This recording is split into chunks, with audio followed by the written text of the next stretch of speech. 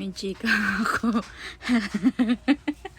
Sobrang tawan-tawa ako mga te.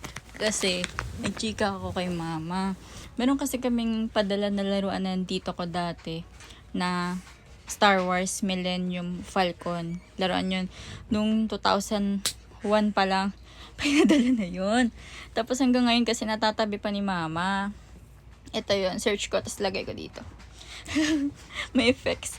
Tapos, sabi ko kay mama, Ma, ibenta mo kay Boss Toyo yun, no, yung Millennium Falcon. Kasi ang tagal na nun.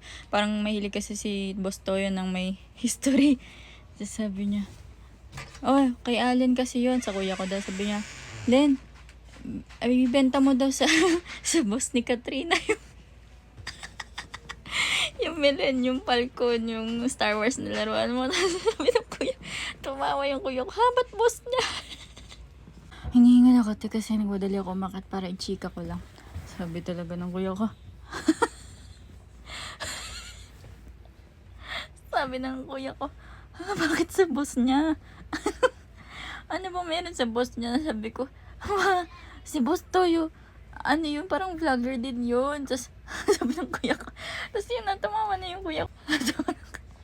Eh, si Papa rin yata, parang kilala niya medyo. Mga senior na kasi, Papa ko tsaka Mama ko. Kasi Mama, sabi niya, namali ko ba kung sino si Boss Toyo? Kala ko boss mo. Sana talaga boss ko siya.